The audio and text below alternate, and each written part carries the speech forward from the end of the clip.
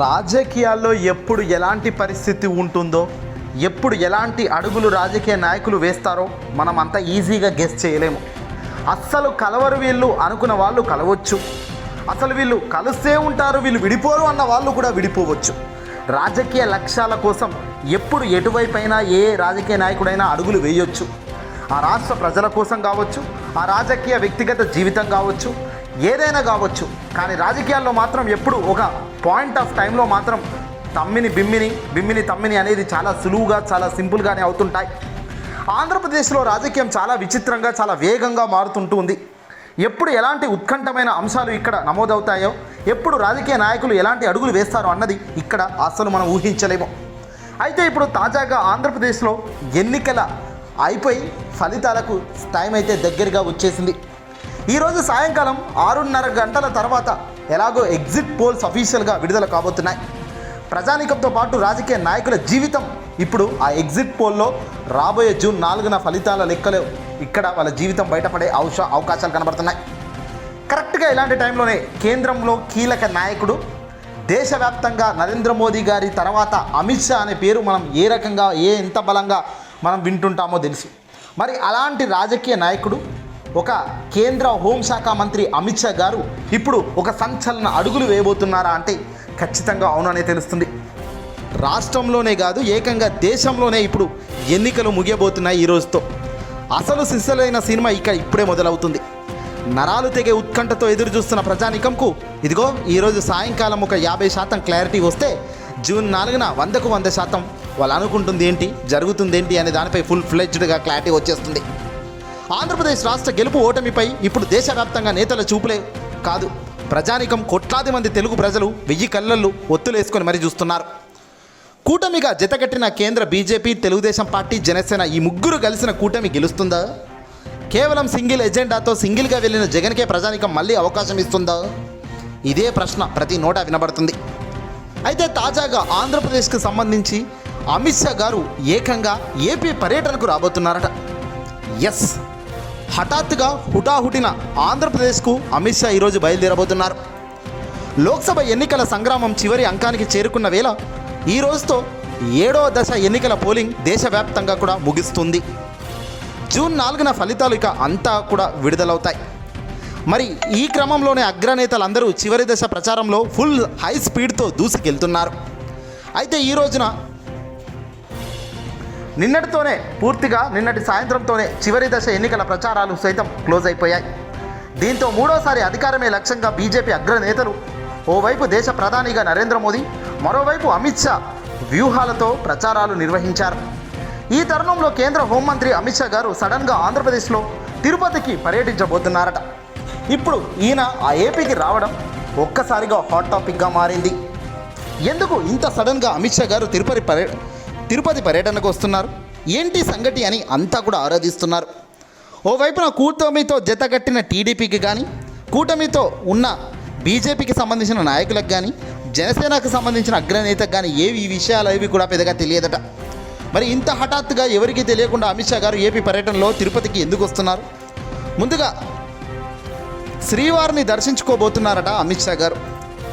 తిరుపతి శ్రీ వెంకటేశ్వర స్వామి గారి దర్శనం అనంతరం అమిత్ షా గారు శ్రీవారి దర్శనం అనంతరం అమిత్ షా గారు అసలు ఎక్కడికి వెళ్తారు అనేది ఇప్పుడు అంతా కూడా ఆలోచిస్తున్నారు. గురువారం రాత్రి 7:30 తిరుమలకు చేరుకుంటారు. శుక్రవారం ఉదయం 8:30 శ్రీవారి దర్శనం చేసుకుంటారు. అనంతరం మధ్యాహ్నం 12 గంటలకు తిరుపతి విమానాశ్రయం నుంచి రాజ్కోటకు బయలుదేరుతారు. అయితే అమిత్ షా కూటమి బీజేపీ నేతలను కలుస్తారా? ఇక్కడ సమాచారమే లేదట. అయితే ఇక్కడ కేంద్ర హోంశాఖ అమిత్ షా గారు ఇప్పటికే జగన్మోహన్ రెడ్డి గారితో భేటీకి సైతం గ్రీన్ సిగ్నల్ వచ్చినట్టుగా సమాచారాలు అందుతున్నాయి. తిరుమలకు వస్తున్న అమిత్ షాకు చంద్రబాబు నుంచి కానీ, కూటమి నేతలకు కానీ సరైన ఇన్ఫర్మేషనే ఇవ్వలేదట కేంద్రంలో టైట్ వార్ కనిపిస్తున్న ఈ నేపథ్యంలో ముఖ్యమంత్రిగా ఉన్న జగన్మోహన్ రెడ్డి గారితో అమిత్ షా కలవబోతున్నారు అనే సమాచారం ఇప్పుడు చాలా కీలకమైంది. జగన్ను ఎన్డీఏలోకి ఆహ్వానించబోతున్నట్టుగా కూడా మరో సమాచారం కూడా వస్తుంది. జగన్మోహన్ రెడ్డి గారు ఆంధ్రప్రదేశ్లో రెండోసారి ముఖ్యమంత్రిగా గెలవబోతున్నారు అన్న సమాచారం కేంద్రం వద్ద క్లియర్ కట్గా ఉందట. దీనికి ఎన్డీఏలోకి జగన్ వస్తే మాకు ఎంపీ సీట్లలో కలిసి వస్తుందని, అడిగినవన్నీ ఇస్తామని జగన్కు ఆశ పెట్టేదానికి గ్రీన్ సిగ్నల్ వచ్చినట్టు తెలుస్తుంది. అదే జరిగితే టీడీపీ పూర్తిగా కుప్పకూలినట్టే. పవన్ కళ్యాణ్ చంద్రబాబుకు ముచ్చమటలు పట్టిస్తున్న ఈ అంశం ఎటువైపు వెళ్తుంది అనే చర్చ ఇప్పుడు ఏపీలో వైరల్గా మారింది. ఢిల్లీ పెద్దల జీవితం ఇప్పుడు జగన్ చేతిలో ఉందంటే నిజంగా ఇది దేవుడి స్క్రిప్ట్ మామూలుగా లేదు అనేదం ఎంతో గట్టిగా చెప్పవచ్చు. ఏ జగన్ను కాంగ్రెస్ అగ్ర నాయకులు, ఏ జగన్ను ఈ బీజేపీ నాయకులు చాలా చీప్గా చూస్తూ విచ్చలవిడిగా కామెంట్లు చేస్తున్నారో, అవసరమైతే జగన్కు జై కొడుతూ, అదే అవసరం లేకపోతే జగన్ను విమర్శిస్తున్న కేంద్రం అయితేనేమి, ఏ అవసరం లేకపోయినా జగన్ను దారుణంగా హింసించి 16 నెలలు జైల్లో శిక్షకు అర్హుడిని చేసిన కాంగ్రెస్ అధిష్టానం అయితేనేమి, ఇప్పుడు కేంద్రంలో ఉన్న ఈ ఇద్దరు జగన్ వైపుకు గురిపెట్టి బతిమిలాడుకుంటున్నారట. ఇటీవల ఇండియా కూటమి నుంచి కూడా కాంగ్రెస్ అగ్ర నాయకులు జగన్కు ఫోన్లో టచ్లోకి వెళ్ళారు. మాకు మద్దతు జగన్ ఉంటే చాలు అంటూ వాళ్ళు అంటున్నారట. మీ మద్దతు మాకు కావాలయ్యా అంటూ కాంగ్రెస్ పెద్దలు జగన్ వైపుకు రాయబారాలు ప్రారంభించారు. కేంద్రంలో సంకీర్ణ ప్రభుత్వం ఏర్పడే ఆస్కారం కనిపిస్తున్న ఈ నేపథ్యంలో ప్రతి సీటు ఇప్పుడు కీలకం కాబోతుంది కేంద్ర ప్రభుత్వం రావడానికి, అటుకే బీజేపీకైనా ఇటు కాంగ్రెస్కైనా. కావున ఏ పార్టీకి ఎటు టైట్ వారు వస్తుంది, ఎవరికి జగన్ ఎంపీలు యూజ్ అవుతారు, ఎవరు జగన్ను బతిమలాడుకుంటారు అనేది ఇప్పుడు పెద్ద ప్రశ్నగా మారింది.